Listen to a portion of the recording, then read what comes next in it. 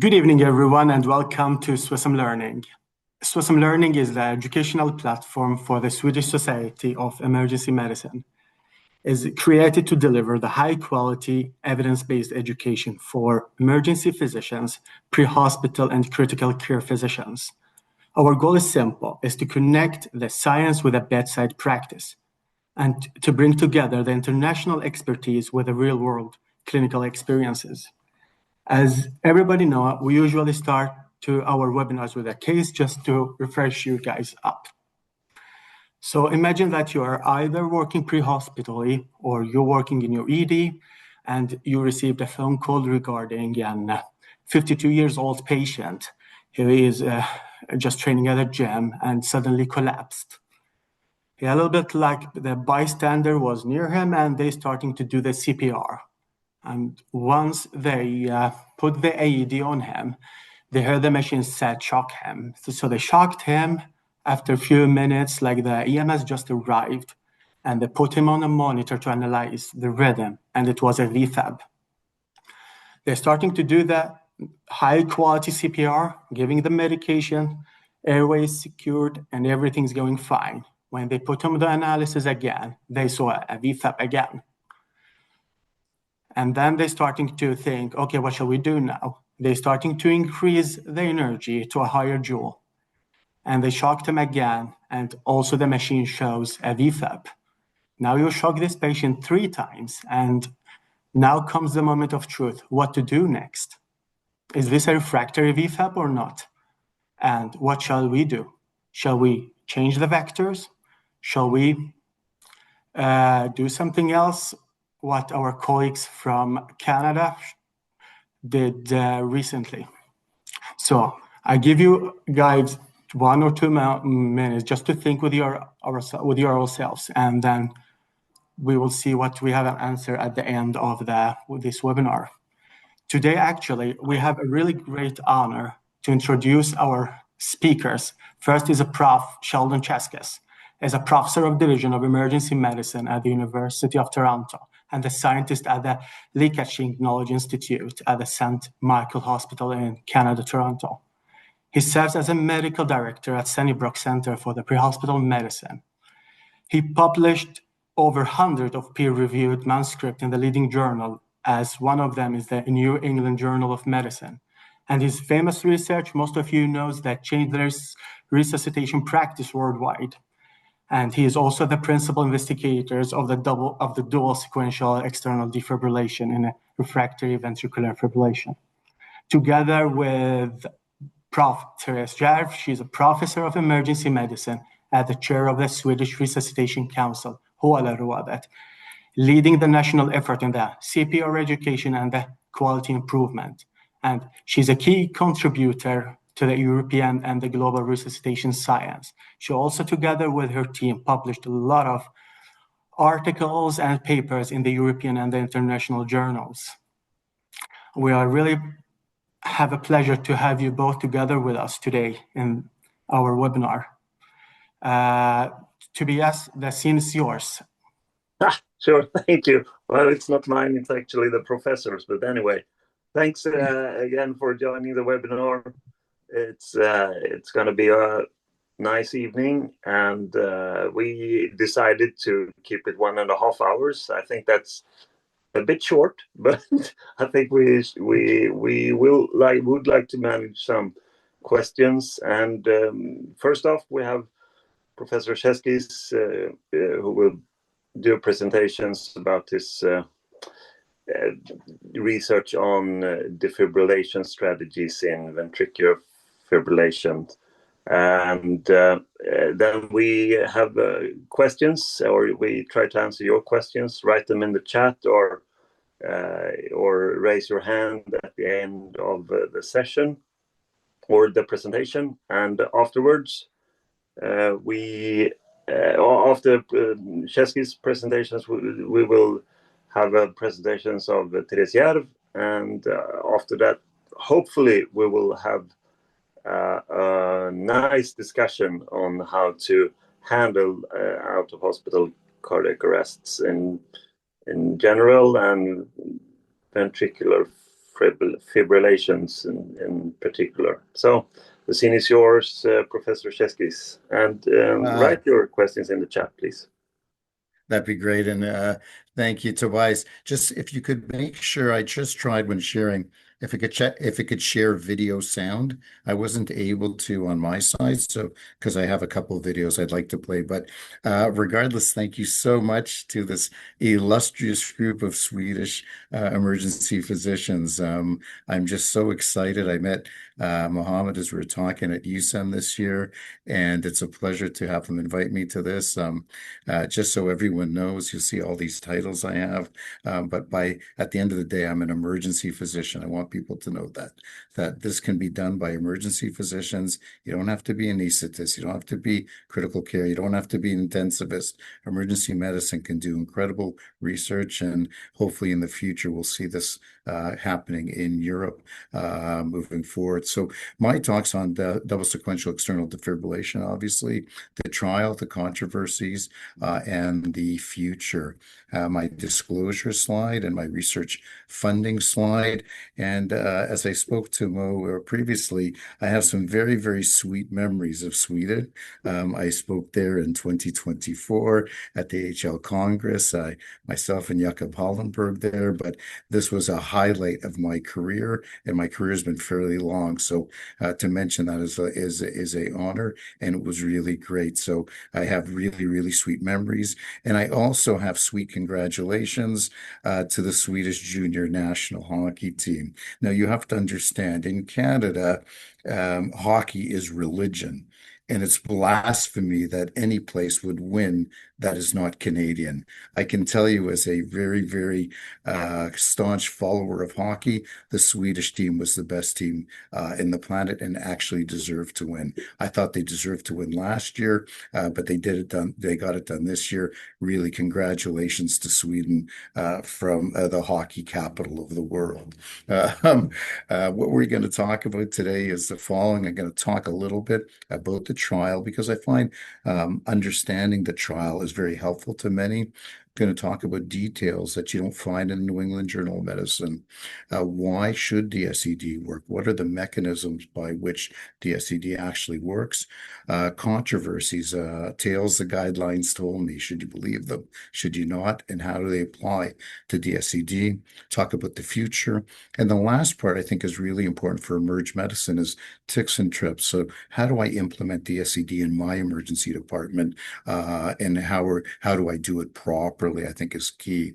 So let's talk a little bit about the trial. We know that, as Mohammed said in his example, many patients remain in VF after multiple defibrillation attempts. Both DSED, vector change defibrillation has been proposed as alternate therapeutic strategies, but really prior to dose VF, there was not a randomized controlled trial out there to support or refute the use of double sequential or vector change. And the guidelines prior to 2023 did not support double sequential defibrillation use. So the research question we had was really amongst adult patients presenting a refractory VF during out of hospital cardiac arrest, does double sequential or vector change defibrillation result in greater rates of survival to hospital discharge than standard defibrillation?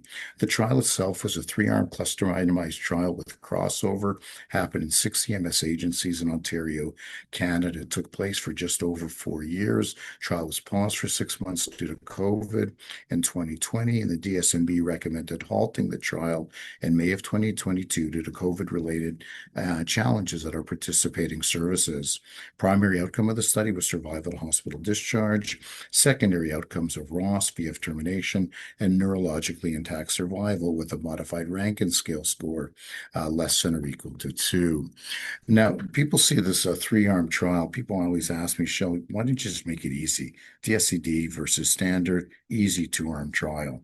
What we really wanted to understand was, is it energy? Is it vector? Or is it a combination of the two that makes a difference? And you could really only do that in a 3-arm trial. To be included in dose VF, patients had to present in VF or pulseless VT. They received standard ALS therapy was available, and they had to have a minimum of 3 successive shocks given. So this was VF 2 minutes CPR, VF 2 minutes of CPR, VF 2 minutes of CPR, and they were still in VF at the fourth rhythm analysis. After that, services were then randomized to one of three strategies. The first strategy was continued resuscitation with standard current practice of AL defibrillation. So all pads were AL to start the trial. The second therapeutic intervention could be vector change, so moving the pads from AL to AP, otherwise known as vector change defibrillation. And the third strategy that services could get randomized to was DSED, so second defibrillator brought on scene, pads placed in the AP position, and sequential shocking through two defibrillators.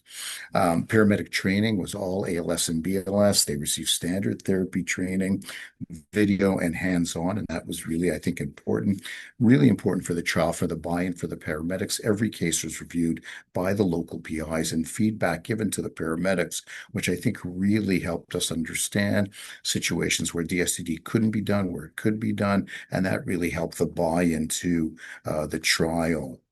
If you look at the consort diagram, eventually 405 patients were enrolled in the study, nicely distributed between vector, standard, and DSED, as one would expect from cluster randomization.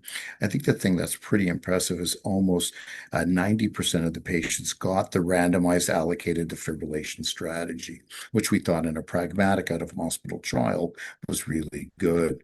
Demographic characteristics you'll see here, where we see that patients in standard vector DSED really nicely match with respect to Utstein characteristics. The vast majority of patients who go into refractory VF are males. And the reason for that is quite simple. When you do defibrillation, so much is dependent on transthoracic impedance. Males have larger chest cavities, larger chest walls. They're much more difficult to defibrillate in general than females as well. More hypertension, more cardiomyopathy, more diseased hearts. Our bystander CPR rates were in the high 50 range. So that's great for us. We're almost at Swedish levels, but not quite there yet. But Sweden generally has amazing bystander CPR rates. For North America, this is outstanding. One of the things that I think was really interesting for people is they wondered, if I do vector, I do double sequential, how do I maintain CPR quality? And if you look at these data, standard vector DSED, regardless of the arm the patient was randomized to, the patients got guideline compliant CPR quality. So excellent rate, excellent depth, excellent fraction. And I think that's the key to resuscitation. There's lots of interventions out there that may be successful, but if the preceding CPR quality is poor, none of it actually matters. So we think this was really, really important. If you look also at the event characteristics, time to antiarrhythmic, amount of antiarrhythmic, time to epinephrine, amount of epinephrine, this was very similar in all the three groups. Again, what you'd expect in cluster randomization. The number of shocks to first ROSC was very similar in the three groups, but remember, those in vector DSED had to have a minimum of 3 failed standard shocks. So it only took 1 or 2 shocks for patients to get ROSC in these groups. So it wasn't like they were getting multiple DSED shocks in this situation. If you look at the unadjusted outcomes, this is what really has grabbed the attention of really social media and most people. A doubling of neural intact survival and survival to hospital DSED discharge between DSED compared to standard, with vector change somewhere in the middle. Really, when you're doing randomized trials, so all that really matters is the adjusted analysis. And even in the adjusted analysis, all primary and secondary outcomes were superior for DSED. Vector was superior for VF termination survival to hospital discharge, but not neurologically intact survival. So really, when you look at this trial, it's the first ever trial that actually explored in a randomized trial alternate defibrillation strategies. DSED, as we mentioned, superior for primary and secondary outcomes. Vector change superior for VF termination survival to hospital discharge, but not neurologically intact survival. DSED findings were consistent amongst multiple sensitivity analysis that we perform. The strengths of the trial, really, it's cluster crossover RCT design, high quality CPR amongst all the groups. We included patient-important outcomes and with almost complete outcome ascertainment. So we weren't missing data. Obviously, you can't blind the paramedics to DSED, but those assessing the outcomes of survival and neurologically intact survival were blind to treatment allocation. We think the study is very generalizable. We did it in rural and urban settings. We used both ALS and BLS paramedics, and we used both Zoll and Stryker defibrillators. To this day, and we'll talk about safety shortly, we have never damaged a defibrillator doing DSED. It's one of the great myths of DSED. We have never damaged a defibrillator doing sequential shocking as we did in DSED. The limitations of the trial, man, I wish I was a genius. COVID-19 came in the middle. Almost every trial out there stopped at pre-hospital care as a result of COVID-19. And obviously, this resulted in early termination of our trial. Certainly, early termination has the potential to impact the effect size, but it's very, very important to understand. This is almost always the case when you stop for superiority. This trial was not stopped for superiority. So if you know the results and you stop, that's really a no-no as a trialist. That wasn't the case here. We did not know the results. We stopped for feasibility. And as well, multiple sensitivity analysis showed us the same results. Protocol compliance, 88%. Hey, that's not perfect, but I think it's excellent for a real-world pragmatic study in a pre-hospital environment. We didn't collect ED or in-hospital care, but since then we've published on STEMI, PCI, no differences in the rates of either of those in this particular trial. So why should, when you think about this is crazy, like every trial in resuscitation is negative. Why is this positive, right? And what's the biological plausibility? Why should DSED work? Here's a nicely placed AL pad, cross-section CT of the thorax. If you look at that, you miss 50% of the ventricle with AL defibrillation, even with biphasic defibrillation. Look at when you change vector. When you go to an AP plane, not only do you actually defibrillate a greater proportion of the ventricle, you defibrillate the posterior inferior aspect of the ventricle. This is actually the most common place for VF to recur. Often this is completely missed with standard defibrillation. When you add vectors as DSED, you essentially improve the homogeneity of distribution of energy and current across the ventricle. So you're actually defibrillating a greater proportion of the ventricle. We'll talk as well about impedance, which we think is critical to DSED's success. So all that I told you there probably gives you a better understanding of what was published in New England Journal, but what wasn't published in New England Journal and what are some of the secrets that I'm here to talk about today. I think people always ask me, what was the greatest challenge in the trial? No question, the greatest challenge for us at the time was Stryker. So Stryker defibrillation manufacturer, why was it an issue for us? Was they had a warranty issue at the time that if you damage a defibrillator doing DSED, they wouldn't cover the warranty. So if you got small services, that's a big issue if they don't cover the warranty. We had 3 Zoll sites, 3 Stryker sites. Myself, Paul Dorian, a guru in EPS here in Canada, had to go to the EMS agencies and say, hey, if you do double sequential in a sequential manner, there's 0 EPS chance of you damaging a defibrillator. Thank God that the defibrillator, the EMS directors or the services believed us, or Mohammed, I would not be here speaking to you today. So that was really a big cliff to get over initially. When you write a protocol for a randomized trial, you always want people to do it 100% correctly. In pre-hospital care, I can tell you that's almost impossible. And the reasons are the environment paramedics work in. So you'll see 12% of patients crossed over. Why did they cross over? Not a single person crossed over because they didn't want to do DSED or didn't want to do vector change. The reason was quite simple. When you'd run a cardiac arrest in a washroom, on a bus, at the side of the road, there's certain environments where you can't just get that patient turned to do DSED at shock 4. Those patients got standard defibrillation. Some of them got ROSC, and that accounted for every single crossover in the trial. Never did a paramedic not want to do the intervention that they were allocated to. COVID-19, again, I wish I was a genius. I would have had fire doing EMS, doing DSED early. But think about this. Every trial, every randomized randomized trial, and EMS stopped completely in pre-hospital care. My paramedics did this for 18 months during COVID, full PPE, full regalia. They were doing this trial. I don't know many paramedics who would have done all this during the COVID, and they did it for 18 months. So I think it was a huge challenge that we were eventually able to overcome. Talking about, I think, what I consider to be the myth of defibrillator damage, we published this work prior to Dose VF, where we actually interviewed everyone who had really published on the area of DSED in the past. And what we found was that on a per shock basis, your chance of damaging a defibrillator was 0.1 to 0.2% on a per shock basis. Interestingly, if you did sequential DSED as we did in the trial, there has to this day not been a reported case of defibrillator damage.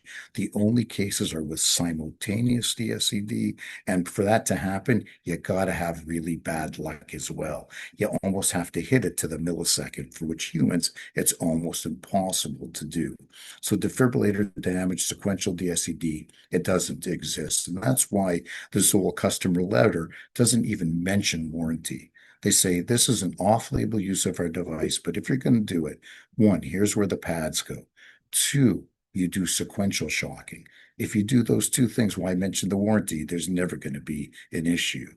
Now, the Stryker customer letter initially banned the warranty, but I have excellent news for everyone here today. Stryker has come around. Stryker now, if you buy their extended warranty, which almost every agency does, DSED is now covered by their warranty. So it's not an issue even for Stryker users. And I really thank the people at Stryker for finally listening to me after all these years. I think I yelled at them enough during these talks that they finally said, hey, we better do something with this. But again, as we said, sequential DSED, you don't damage a defibrillator. I think neuro intact survival is so important, right? I think when we think about cardiac arrest, there seems to be this thought out there that everyone who survives ends up with some type of significant brain injury. And I can tell you in our area, 85% of patients have an MRS score between 0 and 2. So we have very high neurologically intact survival. In the Dose VF trial, you'll see 92% of those with DSED had an MRS score less than 2. It was by far the best of all of them. But it's actually, if you tease this out a little bit more, look at the MRS scores of 0 for those in the DSED side, much higher than vector and standard. And the reason for this is quite simple. Not only is it important to get ROSC, what's more important is what was your time to ROSC? And what you'll see here, if you look at patients who got standard defibrillation, time from first ROSC at standard was 13.5 minutes. If you look at the time from a first DSED shock to ROSC, 6.3 minutes, a much shorter period of time. If you decrease low flow time, you improve cerebral perfusion, you decrease neurological damage. That's why neurologically intact survival was so good in the DSED arm. There's also the sense that you have to have ALS care to do DSED. In our study, 8% of the patients got BLS care only, no IV, no antiarrhythmic, no epinephrine, no intubation. 50% survival in that group. 50% survival with DSED alone, the vast majority MRS less than or equal to 2. This again strengthens the fact that if you want to make a difference in VF, forget about the drugs. Defibrillation is the key, and effective defibrillation is what's most important. Let's talk about some of the stuff we've been doing now. And Maho, for this piece here, there's some stuff now that's going to be under review. So there's some portion that I would not want to be shared after this talk, and I can tell you about it after. So well, how does DSED work? Why should it work? And here's a case from the Dose VF trial. So here a patient presents in VF or initial shock with a Stryker defibrillator, 200 joules, impedance of 100 ohms. Second shock, we increase energy, impedance stays the same, patient still in VF. Third shock, we increase energy, patient still in VF. Look at the first DSED shock. First DSED shock, beautiful, nice, organized rhythm. You see shock and impedance exactly the same. But look at the AP pad. Look at the AP pad. The impedance drops to 70 ohms from 100 ohms. Okay, a 30% drop. That could only mean one thing. There's more current going through the ventricle in the AP plane. Forget about energy. And current is what actually makes a difference, more current. And this is actually pathognomonic of every DSED case. If you look here at the Zoll X series defibrillators, you'll see shocks 4, 5, 6. So after you finish those standard shocks, what do you see? You'll see a drop off in impedance in the AP plane. You see an increase in current in the AP plane. If you look at striker defibrillators, the change is even more striking. Greater drop in impedance, greater amount of current through the ventricle. The path of the current is actually what's most important. And this is why in our system now, we begin with AP pads. We do not begin with AL defibrillation. And this is something that we're going to talk about a bit more. But that's the science behind our decision to do that. Why should we benefit patients in recurrent VF? We talk a lot about the concept of shock refractory VF. Why should DSED make a difference in recurrent VF? And I think the key to that is really how much time are you actually spending in VF? Rudy Koster and his group did some great work showing that time in VF is really significantly associated with neurologically intact survival. So what we wanted to do in this secondary analysis was to look at the comparison of how much time is being spent in VF in relationship to the type of shock. So we looked at the first 6 shocks. We looked at almost 1,900 shock calculated time in VF, as well as what were we actually turning these rhythms into? Were they all going into asystole? Were they going into ROSC? Were they going into PEA? And what we found was, again, you'll see shocks 1 to 3. Those are the shocks that are the standard shocks. Time in VF exactly the same because they're standard shocks. But look at what happens when you look at DSED and vector. Definitely a drop off in the time in VF. If you look at shocks 4 to 6, and most importantly, this was actually occurred because more patients defibrillated with DSED attained ROSC, and fewer proportion actually stayed in VF. So DSED shocks are effective more commonly in producing ROSC, but also decreasing the recurrence of VF. And further information is available in this particular paper. This is what you called me for, Mo. No, you called me for controversies. Okay, so I'm going to tell you about the controversies. No bigger controversies I can tell you than the guidelines. Okay, so the guidelines to me are probably the most controversial. I can tell you right now, Laurie Morrison, my mentor, said to me, Sean, when you were doing a randomized trial, you do your best science, let that science speak for itself. In the area of DSED, there is no better science than dose VF because there's no other randomized controlled trials. And this is the reason why back in 2023, ILCOR changed their recommendation to DSED, suggesting a DSED strategy may be considered instead of standard defibrillation for adults with similar circumstances to those that we saw in the dose VF trial, if in fact this was feasible. So this was the ILCOR recommendation. In my experience, it's really quite rare that AHA ERC actually differ from an ILCOR recommendation because ILCOR is actually the review of the science. So the implementation is what the other bodies do. So I can tell you right now, when the ERC recommendation came out, and my phone was ringing off the hook. And the reason was because ERC decided vector change as opposed to DSED, suggesting the practicality of 2 defibrillators on scene was problematic and limited evidence for the efficacy of DSED.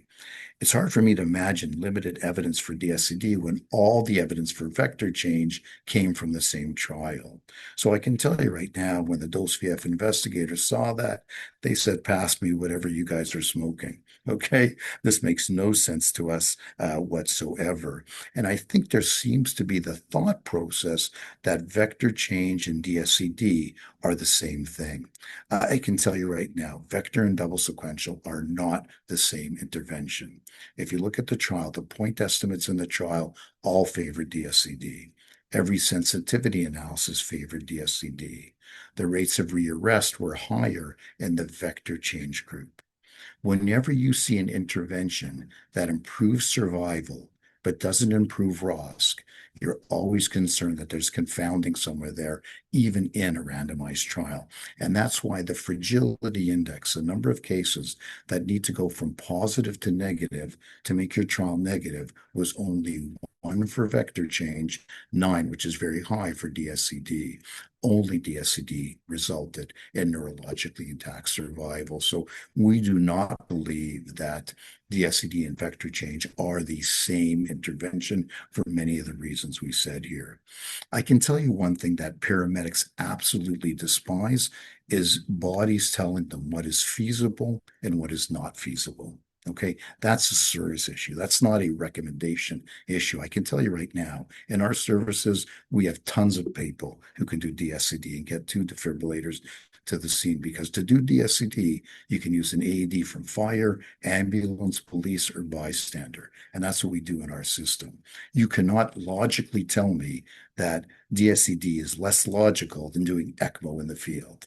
Okay, to me, ECMO takes a lot more to do than DSED. So that's my sense in terms of the European guidelines. I also have my sense of the fairy tales the AHA told us with respect to DSED. So what did the AHA come up with? Well, the AHA says, well, vector and double sequential has not yet been established. So understand, when you look at a 2B evidence guideline, this can be worded as may be suggested, may be reasonable, or has not been established. To me, and I can be very, very specific, the use of the language has not been established in 2B to many providers who don't do DSED is very different from may be considered. And may be considered, the language ILCOR used was much more positive and struck many people to use it. For those on the fence, has not been established, I think keeps those people on the defense. I can tell you, anyone who's doing DSED before is still doing DSED now. This has not changed anyone's mind. But those who are thinking about it, this has not been established, has been a bit of a game changer. What other interventions are 2B? Well, 2B, epinephrine in cardiac arrest. In shockable cardiac arrest, this is non-shockable. In shockable, it's 2B. Amiodarone and lidocaine, those are also 2B. So these are things that are used every day in resuscitation. DSED likely should be the same process with the same recommendation. Much of it is not randomized trial evidence as well. The other thing that they actually focused on in the AHA fine print is the idea of treatment received analysis. Okay, so in the treatment received analysis, actually DSED was not significant. And the reason for this is actually quite simple. A treatment received analysis removes randomization. It actually reverses everything you want to do in a randomized controlled trial and adds confounding to your actual research. So if you do a treatment received analysis, you're essentially doing observational research, the same that had been done previously. It's amazing. When I presented this in BC, one of the legends of cardiology in Canada, Jen Kerr, said, in a randomized trial, where the ITT analysis is significant, why would anyone look at treatment received? It's irrelevant. I thought the AHA was past opinion in making guideline recommendations. I don't think I could say anything better than what John Kieran said with respect to that recommendation. The other thing that they actually shocks having to be developed in rapid sequential order. They were referring to animal models where if you didn't do DSED within 70 milliseconds, DSED could not theoretically be effective. Well, let's take a look at some of our data that we've published as well. You'll see here, we actually, prior to dose VF, were doing simultaneous DSED at the same time. And what you see there is our time was about 103 milliseconds. In the dose VF trial, doing sequential DSED, we were just over half a second. But interestingly, if you look at our data, simultaneous is actually less than 75 milliseconds. That's associated with a much higher ROSC rate than the sequential. So in fact, in dose VF, we may have sacrificed safety of the defibrillators for, in fact, efficacy of the intervention. I can tell you, when we talk about the future trials, when you get a confirmatory trial, the future to me is one defibrillator, four pads, you press one button, and two shocks are delivered within 70 milliseconds apart. That's going to be the future of defibrillation. I suspect when you see this in the future, people will say, hey, I can't believe what they were doing in those old days. So to me, the other question that they brought up was this whole idea of shock refractory versus recurrent VF.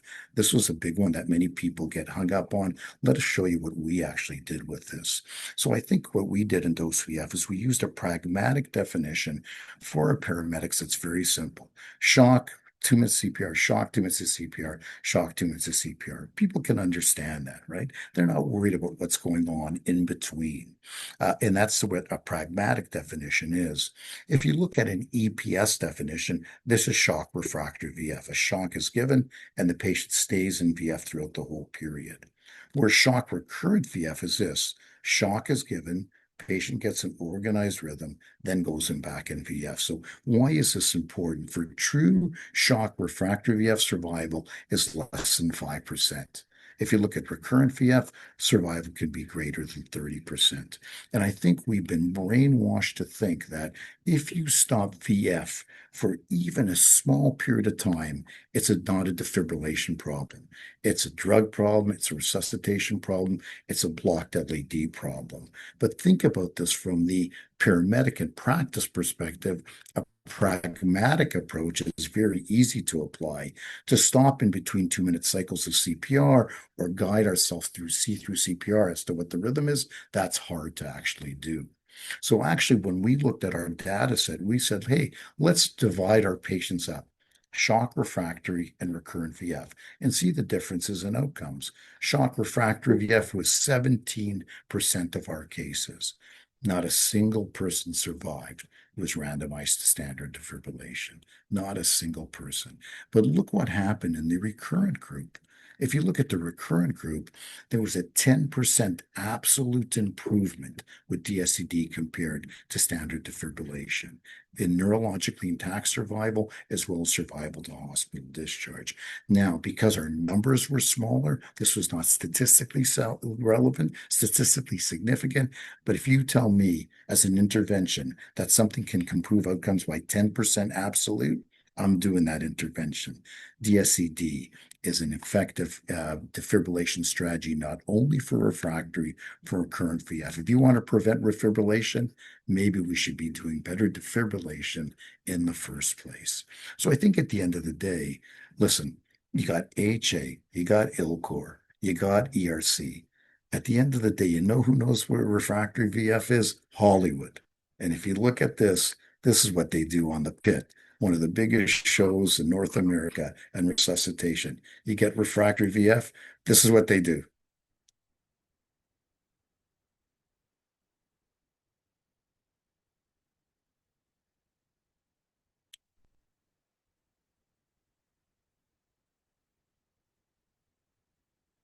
Now, I can tell you for sure, Noah Wiley didn't come up with that on his own. Okay. I can tell you for sure. So this is actually what you're seeing in real life emergency department. If I was speaking in Sweden, I just drop the mic now and leave. But I've got more for you guys right now because I'm so excited to teach everyone in Sweden about DSED. So what's the future? If I was going to do dose VF2, it would be DSED versus vector change. It would be head-to-head DSED vector change. The main dose VF trial was not powered for that, and any comparison of those two interventions based on that trial is not only mechanistically incorrect, it's statistically incorrect. So no recommend that should actually be done because you don't have enough patients to compare those two interventions.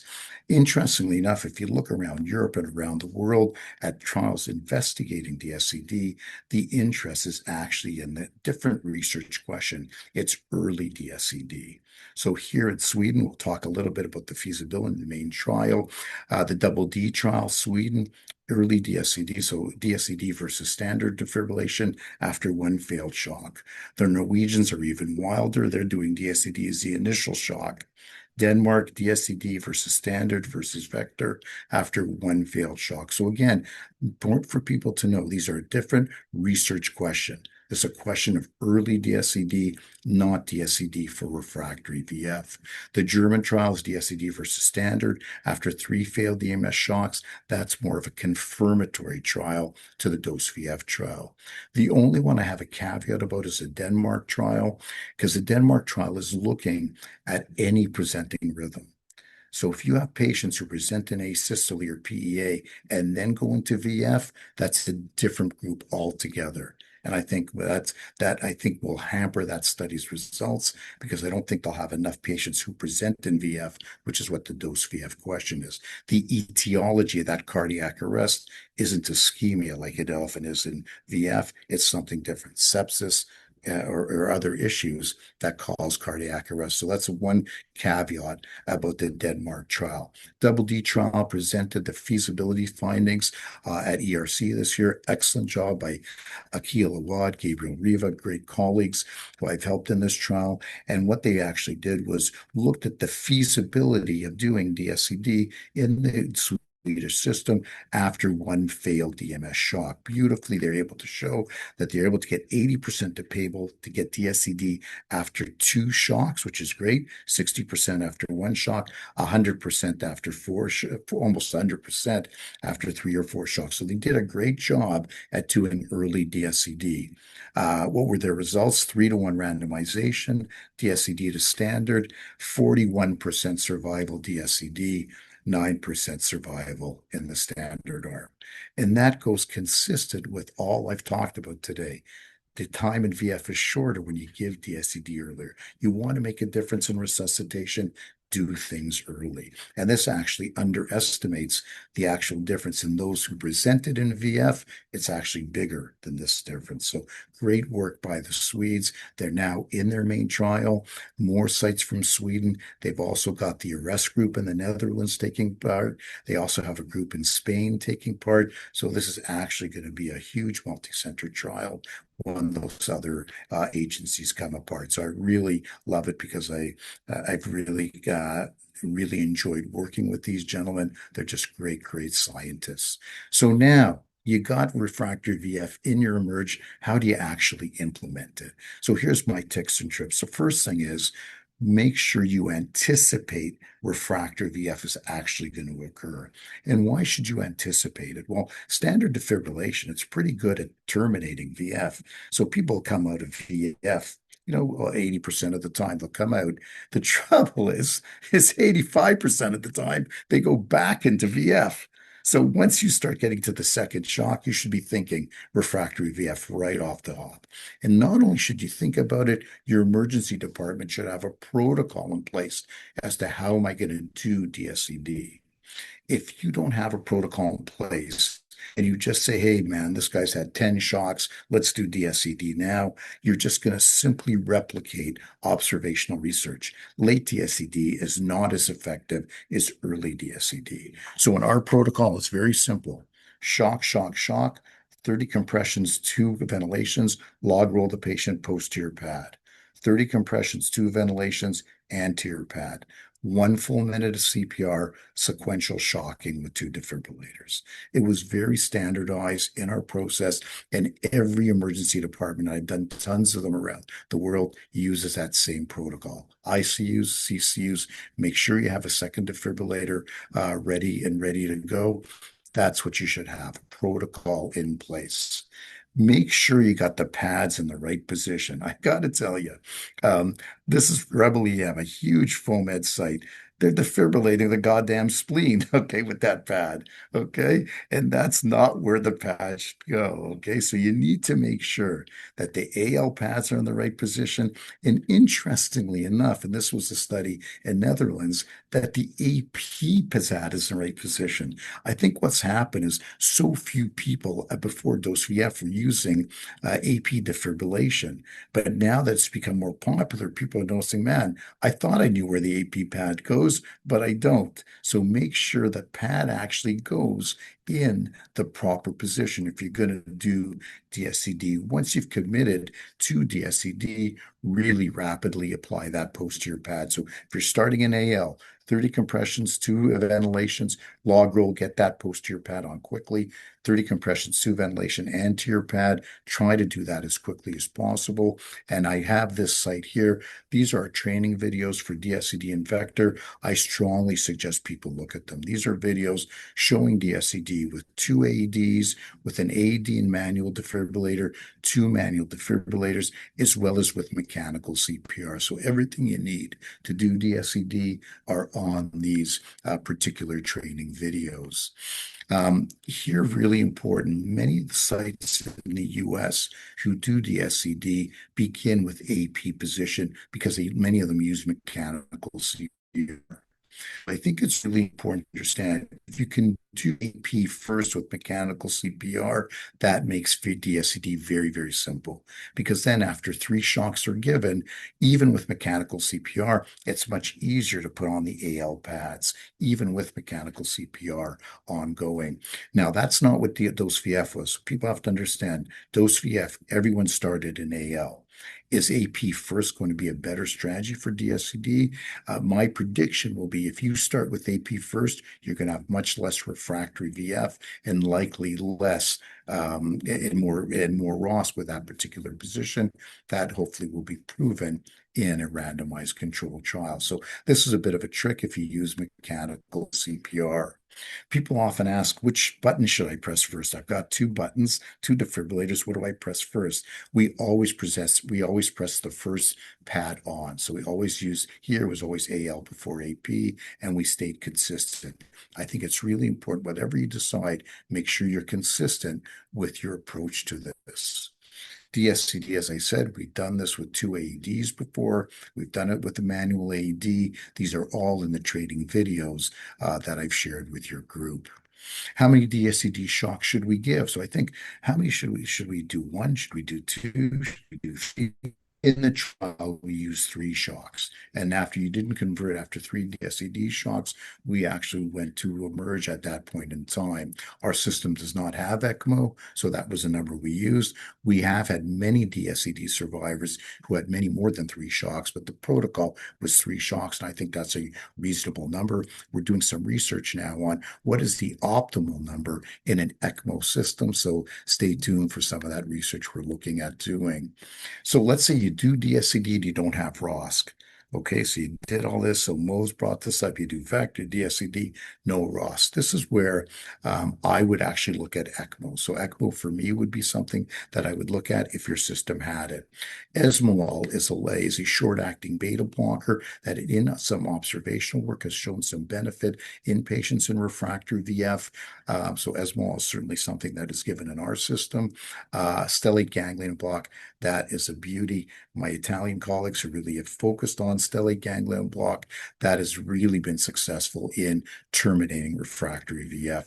You got to be careful in terms of the side you do it on. Make sure you don't paralyze the phrenic nerve. So I think that's an important piece. So these are patients who preferably are intubated, but stellate ganglion block to me is an up-and-coming remedy for patients in refractory VF, particularly in the ED or ICU environment.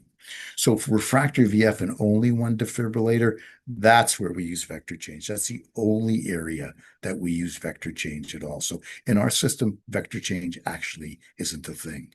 We begin in AP and we wait for the second defibrillator to do DSED.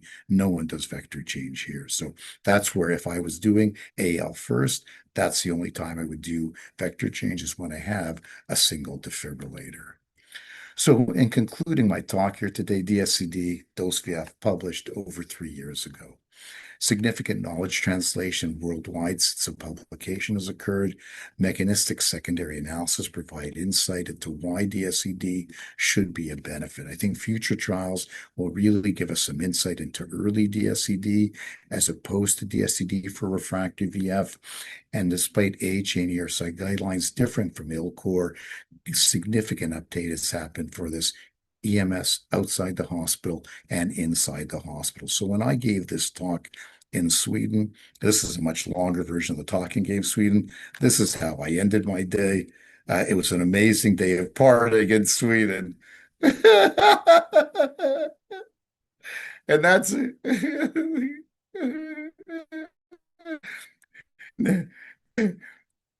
Now, the best part of partying in Sweden is they let me dance in the wrong direction throughout that whole thing. I must have been really drunk on that day, but it was a great night partying with the Swedes, and I hope to share with you guys in the future. So again, thank you folks so much for the opportunity to press on with my words of wisdom in DSED. I hope I've enlightened many in this topic, and I'm obviously more than happy to answer any questions that your group might have. Yeah, that was fantastic. Thank you so much. Appreciate it. So let's see, in terms of question, what we have in the chat box. Feel free to just put any pressing issue in there as well as we go now as well. Okay. So Justin just want to commemorate that the Swedish team was really phenomenal to watch. Appreciate that. Kyle here says, great presentation. Is the Striker extended warranty the same as their Pro Care? Do you know anything about that? Yes, yes, it is. Yes, it is. Okay. Yeah. Brilliant. Yeah. And it's Then- that the just to add to that, Rasmus. So Yeah. the striker medical liaison change, and he's been very, very good at passing this up. I'd have to say, as hard as I was on striker after the trial, as I'm pleased as I've been since that. I think they realized they had a real issue with this, and I think that's made a big difference in terms of allowing sites that use striker defibrillators to actually do DSED. Again, we were using them already before sequential DSED. It's not an issue. But again, some people see this stat and say, hey, man, forget Cheskes, man. Let's do the simultaneous, right? But again, we're suggesting sequential in a rapid sequential manner. Sure. Yeah. And then pushing on, we have Kristina from Finland. Greetings from Finland. Just wondering, how was DSED performed in those subgroups who received BLS, as BLS teams usually use IEDs instead of manual defibrillation? So I'm not sure that's true for your system. Yeah, but please, that's a good. any comments? Yeah, that's a great question. Excellent question. So you can do DCD, as I said, with two ADs. So our firefighters do that. They're not trained, so they use ADs. All our BLS medics are trained in manual defibrillation use, so they would have been working in manual mode, not semi-automatic mode. Okay. Yeah, so there are a couple of comments on that from Canadians working in a bit of a different system there.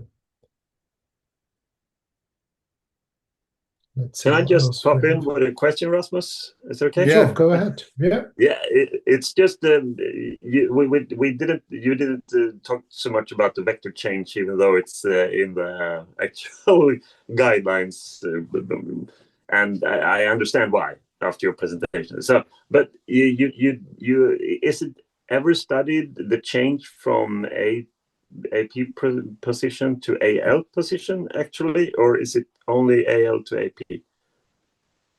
Very good question. Excellent question, Tobias. The trouble is with vector change, there are no studies other than DOSPF. There are no randomized trials.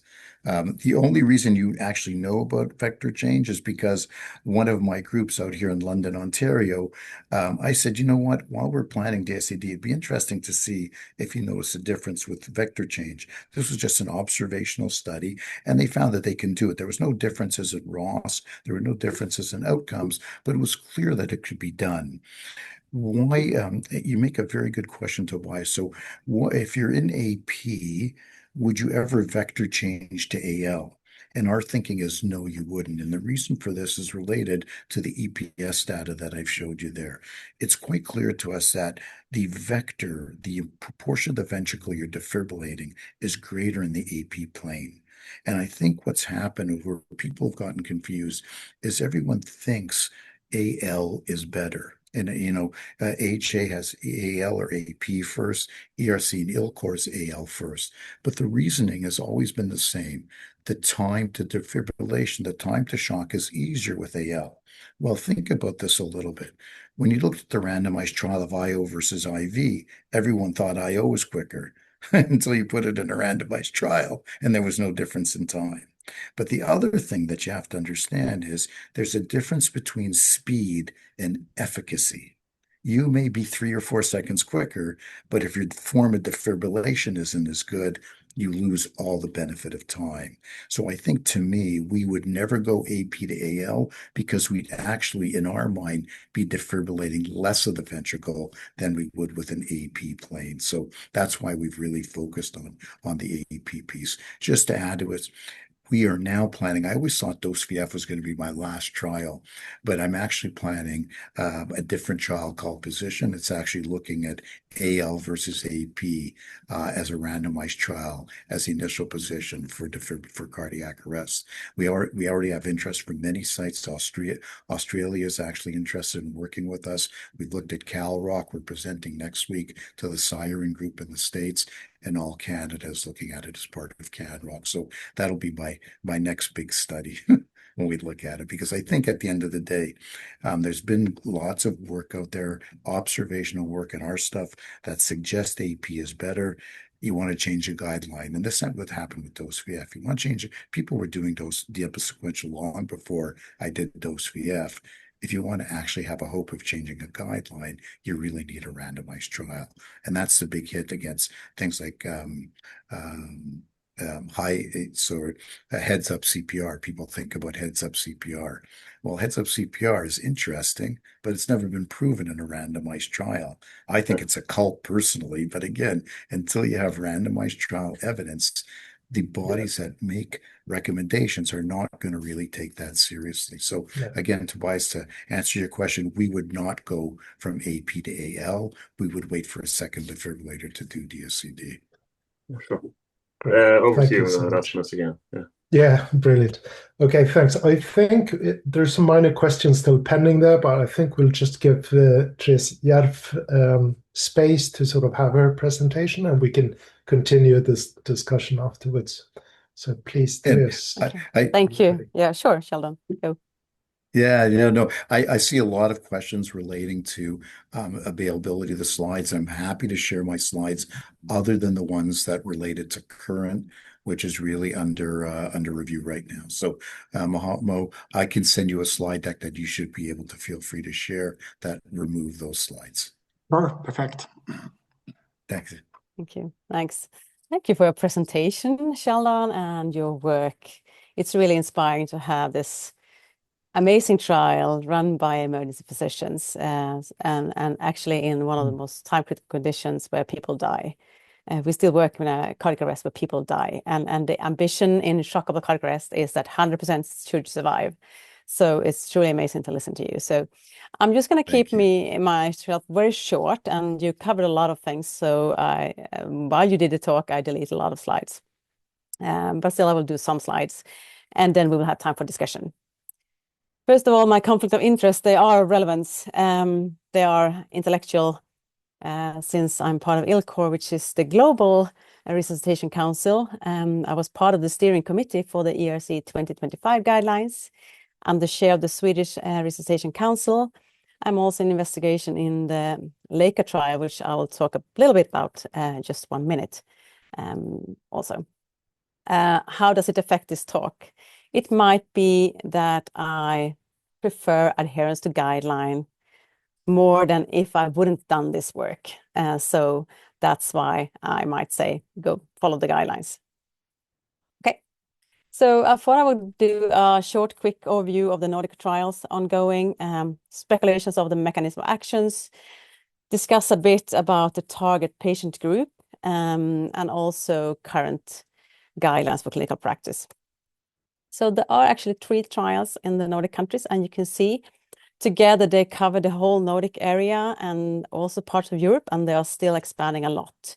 So this is really something going on in Europe, and we will soon have a lot of evidence, which is really interesting and relevant. The Danish trial, as you can see, this is their protocol. They are doing a copy of Sheldon's trial, but they're including all initial rhythms, as he said. They have recruited 150 patients out of 909, so they are moving on very nice and quickly. So soon we will have that evidence. You can also have the slides later on, but you can find the names, and their web pages are really good. The Swedish trial is done the pilot, as Sheldon also showed, and they're running the main trial right now. It's earlier DSED than in the dose trial, and they are only doing 2 arms, right? And then we have the Norwegian trial. I couldn't really find a nice flow chart, but they are, as Sheldon as well again said, doing DSED after 1 shock, regardless of who did a shock also. And this is Nordic trials. But since Sheldon released his bomb, there are so many trials ongoing around the globe. So we will have so much evidence about this very, very soon, I suspect. And this is also what's happening in clinical practice. This is a graph of how often EMS use the DSD.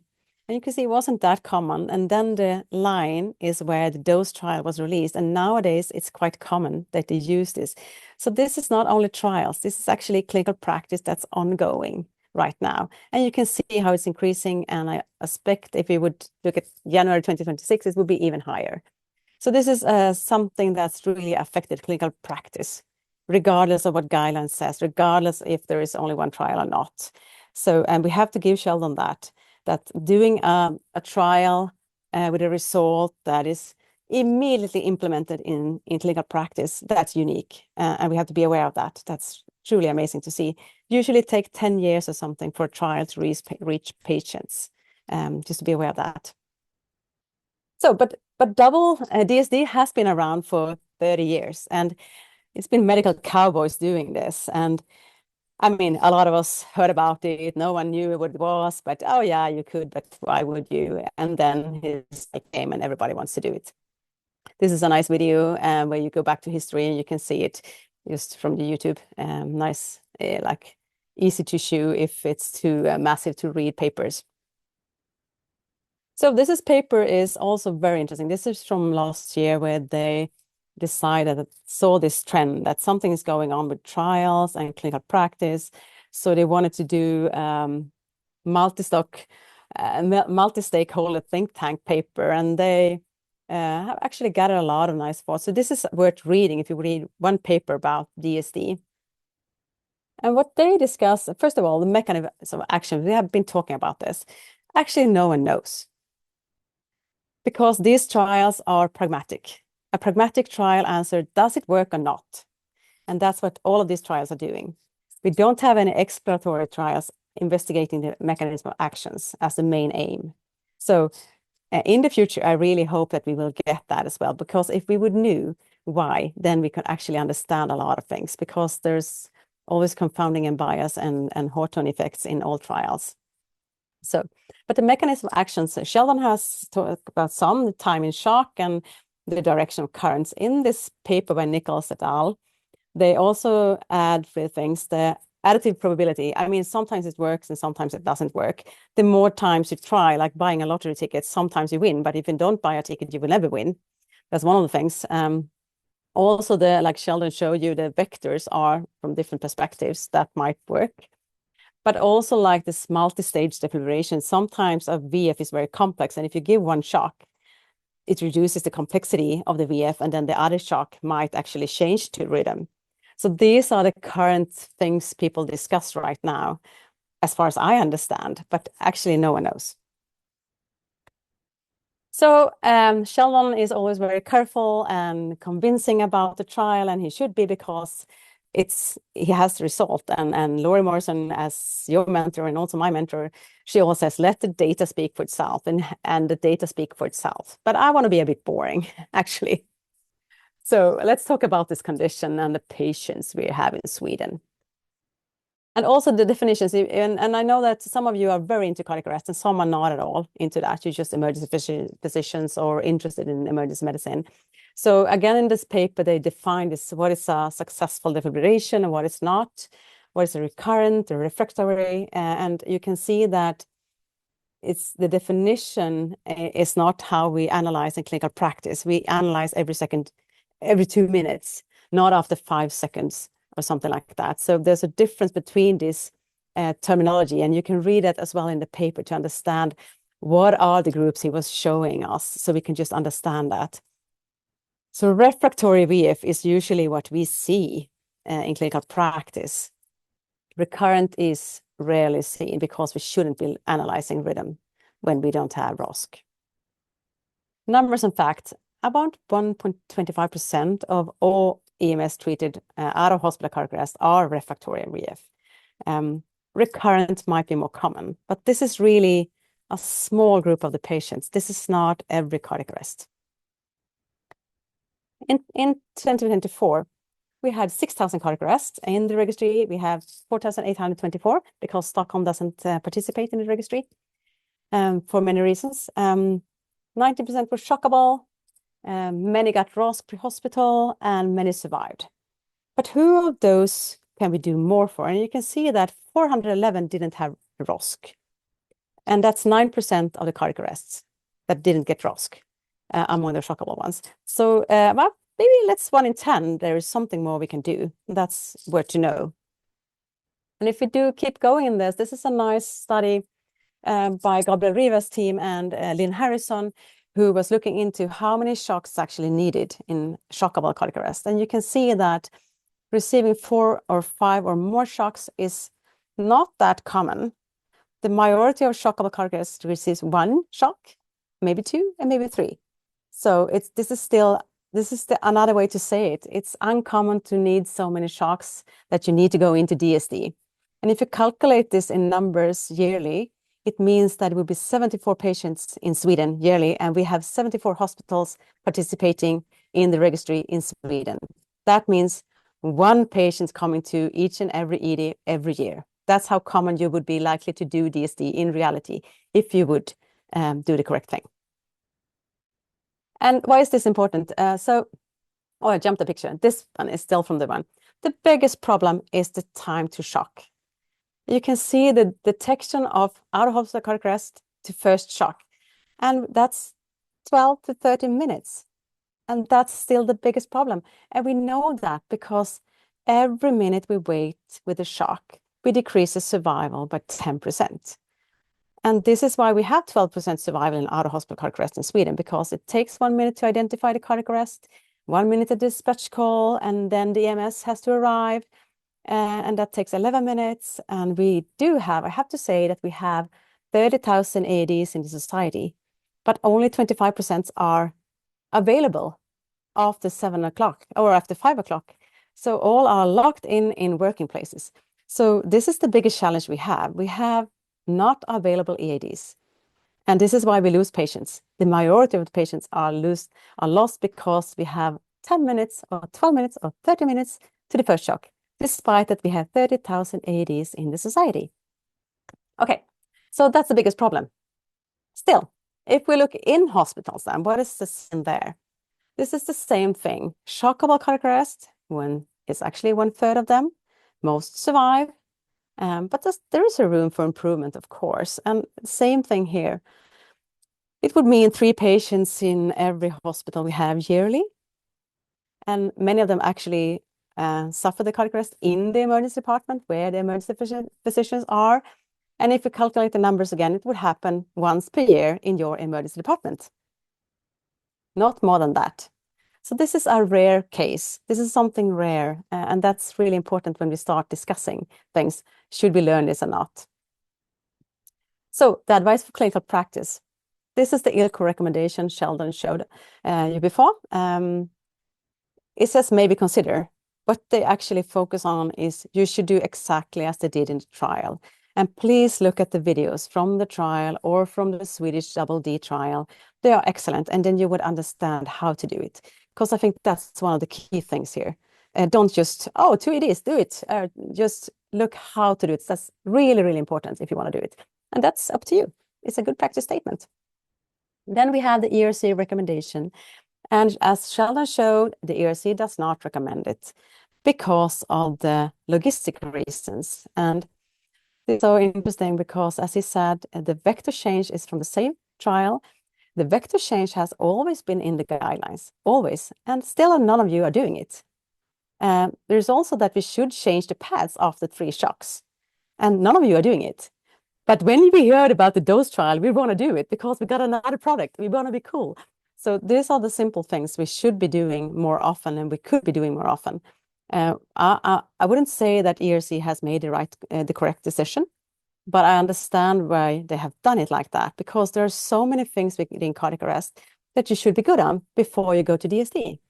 And that's one of my key points here, because cardiac arrest is a way to push the system. If you're good on cardiac arrest, then you're good. And this is regardless, is it the dispatch center, the EMS, the emergency department, or the hospital, because it stresses the system. It's time critical. It's a team effort. You die from it, but you have the probability to survive. And this is why you test the system. So you have to select what to be good on, and you can't be good on all things. So this is the things I want to say to you: get trained, save lives. You should know the indication when to do DSD and how to do it, because it is a tool, and it's a really life-saving tool, but it's not for everybody. So my reflections would be like this. It would be a tool for 100 out of 7,500 cardiac arrests in Sweden yearly. I don't judge you. If you will be the one who having those 100 patients, please do it.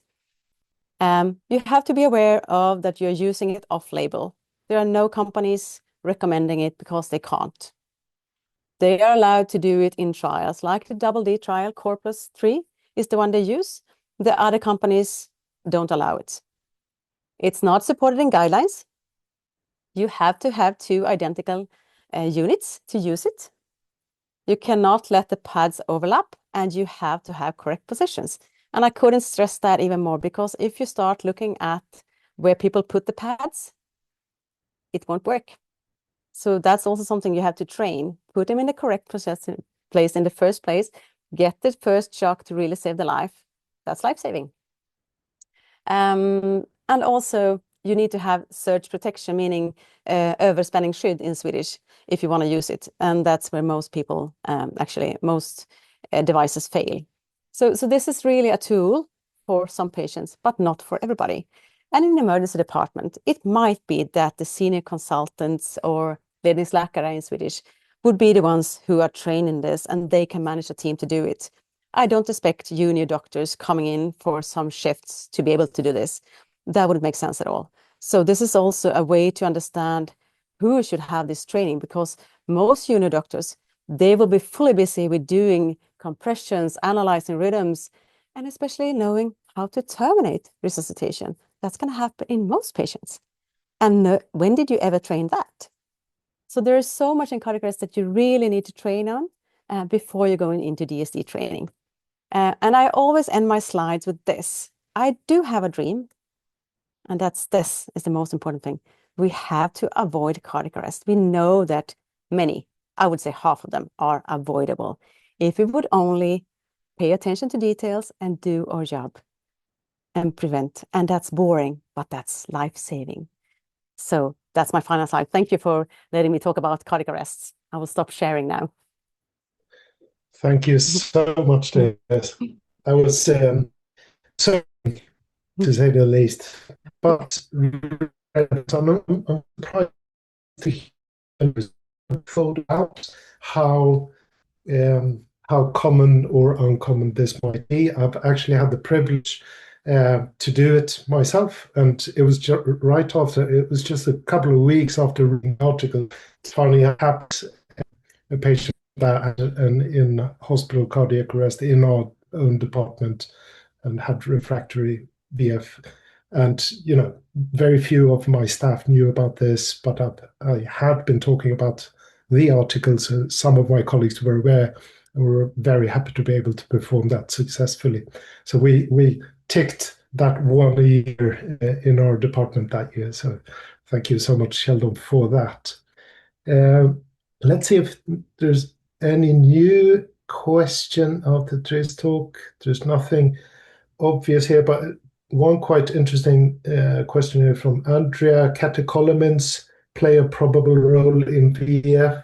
So the esmolol and stellate block. Okay, yeah. So what about epinephrine administration? Could that be detrimental? And that might be something I would refer to Therese to answer, if you would. The gestures open.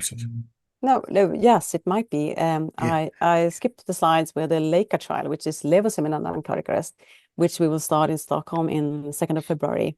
It's also in refractory VF, and actually we have done a lot of studies on that on animals too, are published, and that's something that has potential actually. So adrenaline or epinephrine in shock or cardiac arrest is discussed a lot and questioned a lot, because maybe that's not going to change the rhythm. Maybe it's just going to stress even more. Yeah. Yeah, so Yeah. we're doing now the epidose trial. So epidose is a maximum of 2 milligrams of epinephrine versus standard epinephrine in shockable cardiac arrest. So I think the trouble with previous epinephrine trials is many of them have been all or none. And there may be a sweet spot in between those that makes a difference. So my own personal belief is epinephrine is bad for shockable arrest. I think 2 milligrams will be better. And I know certainly systems that you do not use epinephrine in shockable arrest. So the comment made by the very astute individual there was excellent. I think the catecholamine surge is very bad, and I think you'll see it certainly the less epinephrine, the less refractory VF you're going to get. I think I'd love to give some just comments on Theresa's work. I thought that was an excellent talk. I've heard many sort of pro-con debates and stuff, and Theresa walked the line beautifully, I felt. I would make a couple nuances. We have done DSED with different manufacturers, so I think that's again a myth. That's not true. We've used Stryker and Zoll together, and there's never been an issue. As long as you're using sequential DSED, these are all biphasic waveforms. They're different structurally, but we have done it with different defibrillators as well. I think you have to be careful. You're comparing apples to apples. So in our system, 50% of cases, 50% of our cases have more than 3 shocks. So when you look at cases where it's only 10%, you have to understand what's the difference in the system. The difference in the system is a much higher rate of bystander AED use in Sweden, and the same thing in the Netherlands. So when the Netherlands trial tells you 5% patients are refractory VF, what they're not telling you is 60% of people had an AED shock. That's not our system. So every system is going to give different results, and you have to understand the system, what your system is doing in terms of their paper and their work. The scientific priorities piece, I'm going to try to give some candid comments there. So whenever you see a scientific priority piece that doesn't include the people who did the research on DSED, you have to understand why. So we were first part of that. And our group felt very strongly that it was a very negative take on DSED, and that's why we took our name off that paper. We felt it was focused a great deal on theoretical and very little on what the DSED investigators said. If you look at the investigators, almost the vast majority of them are people who have previously published on DSED that it doesn't work. So I think as a scientist, what you have to understand is when new science becomes available, do you look at that science, or are you so close in your position that you're not going to believe even new science coming out? So to me, that's not the definition of a good scientist. That's why we were not on that paper. Some of the facts are fine, but some of them did not at all take into account the interpretations of the dose VF investigators. My last comment would be, and I think this is the most important comment Theresa made, DSED is not meant for people who don't know what they're doing. You read about it once, say, hey, let's bring me 2 defibrillators. That's not how you do DSED. You do ACD with a protocol, you do it with training, and you do it properly. Remember, our paramedics had previously done 15 years of randomized controlled trials of cardiac arrest. These paramedics knew what they were doing. So they had experience, right? Where I think you folks need to be a bit careful is DSED is very popular now. There's going to be lots of young trainees who come out and say, hey, I want to know how to do DSED. So I think that there needs to be teaching, but they need to understand before DSED comes high quality CPR, comes early recognition, comes all those other pieces before you start branching out to say, hey, let me see you do A, B, and C first before you do DSED. Do you know what I mean? So I think I love how Therese did that. That was an excellent comment that I could not agree with more. So hopefully I've given you some insights on what I thought was a marvelous presentation by Therese. Yeah, thanks for those comments. And I agree that like what you're describing is probably like the Champions League, but most football isn't there. It's mostly Sunday League, right? So if we're able to improve on Sunday League football, that would also potentially then even improve Champions League results. So yeah, it's a good point. And the other thing I think that's interesting is, the subgroup of patients who are available for DSED is the same subgroup that are available for ECMO. Think about the number of the resources people are putting into ECMO systems of care for the same number of patients. It's 1,000 times more at minimum than what you put in for DSED. To me, if I look at my system, I can get 2 defibrillators to a scene much quicker than I can set up an ECMO system of care. So I think what I'm seeing now around the world, almost everywhere that's doing ECMO is doing DSED first. And what we're trying to do now is a study that hopefully will come out shortly is what's the optimal number of shocks? If I have a system that has DSED, if I have a system that has ECMO, how many shocks should I give before I go from one strategy to another in this relatively small number of patients? Because I think from the paramedic point of view, should I just keep here doing it? And certainly I think there's a point of sort of losing benefit if you continue to do an intervention, not move on. So I think the Swedish study will complicate that because they're doing DSED early. So it's going to be so important to see the results of the Swedish study. So just a comment on the whole concept of refractory VF and where we put our energies. Yeah, fantastic. I mean, 2 brilliant talks and 2 really important points. It's so rewarding to hear about the cutting edge of the latest, absolute latest findings and a groundbreaking study like yours. But also sobering to remember that the basics is what saves most lives, and that's really where we have to put in our everyday effort. So I'm gonna, unless you Therese wants to have some closing words. No, I think this is really interesting. When we start developing a specialty, we have to understand what is a part of becoming a specialist in emergency medicine and the skills required compared to someone else working in emergency medicine. And there is a place, DSD is life-saving, definitely. If you look from a society perspective, you have to think about other things. If you don't have bystander CPR, if you don't have DADs used on patients, you waste money, you waste life. Yeah. So thanks. I'm going to hand back to Mohammed if you're still in place. I lost you there for a bit. Yeah. Yeah, absolutely. Thank you, Rasmus. I'm really, really, really grateful to you guys, Therese and Sheldon. It was a really, really amazing webinar. Now I think we're running out of time, so I'm just asking if you have something more to share with us, some inputs. So you are welcome to share it with us now. If you Listen, for me, nothing to share. Like, I think I love the Swedes. I love what they've done.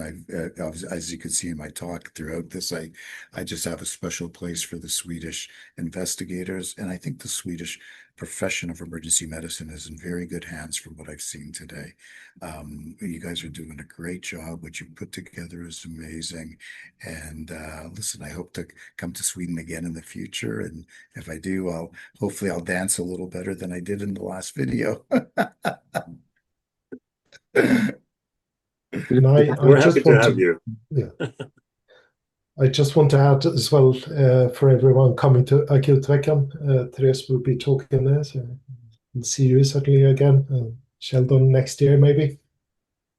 Yeah, like I said, I've always, I just, like I said, just have a special place for Sweden. So thank you so much for the invitation. And, I hope to turn into some of your other ones. You've got some great webinars.